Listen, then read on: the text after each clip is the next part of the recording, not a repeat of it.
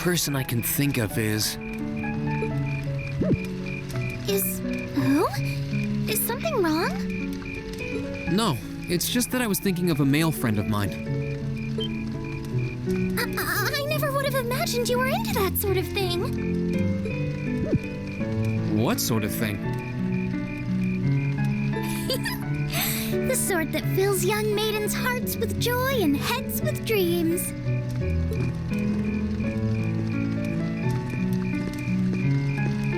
Your Highness? Your Highness? Good evening, Rean. What a joy this is, especially considering that Class 7 has no lack of fine gentlemen.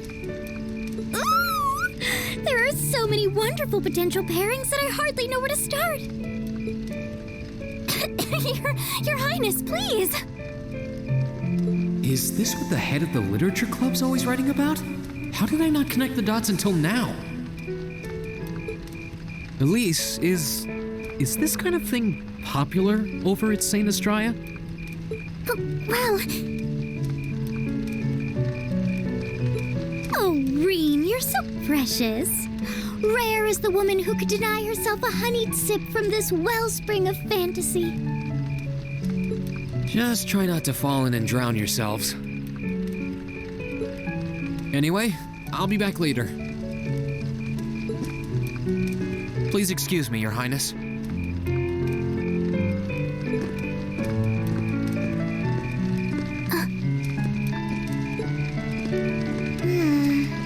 Maybe I should have taken matters into my own hands.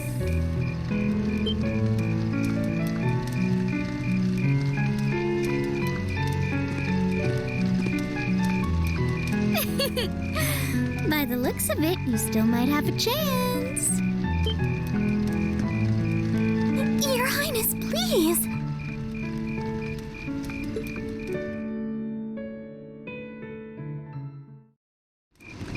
Jusis. Rean? I'm surprised you're not dancing. I thought that would be your first stop after such a long chat with Rufus. We had a number of things to discuss. Though I could say the same about you. I would expect you to have invited someone to dance with you by now. I tried asking Elise, but she shot me down pretty quickly. After a day like today, I feel like we owe ourselves a chance to sit down. Here to join me? You can't tell me you don't think a cold drink and a rest would cap today off perfectly. You make a compelling argument. You and my desire to escape all of this noise. Then let's get out of here.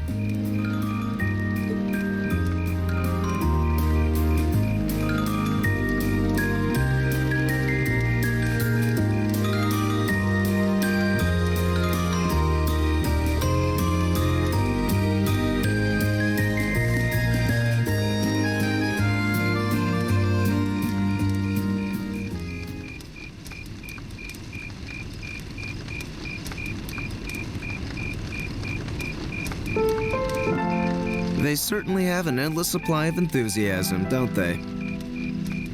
I'm guessing most people are starting to get tired, but they don't want to miss out on their chance to have fun. We've spent so much time and effort to prepare, and then the 2 days of the festival itself just seemed to fly by. I suppose you have a point. Oh, by the way, you know how you were talking to your brother earlier? What were you two chatting about? Nothing much. The horses we've been raising in the riding club, our concert, and other such things. He was particularly surprised when I walked onto the stage wearing that outfit. Once his laughter subsided, he told me he couldn't have imagined me doing anything like that before I joined the academy. Well, at least he had fun. But he does have a point. I do believe I've changed since we all first met. I agree.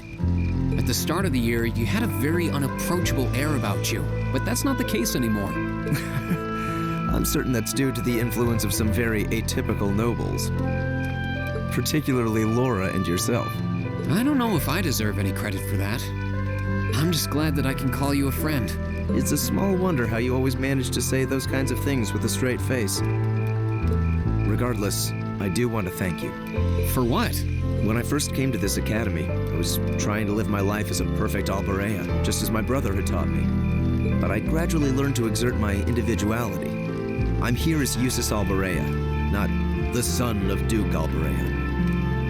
Had I not spent so much time with Class 7, and with you in particular, I never would have come into my own. I'm so happy to hear you say that. Well, here's to changing for the better. Agreed. We both have room for improvement, but that's what next year is for. We're going to be great. After that, I went back to see Elise. But by then, that memorable evening was approaching its end.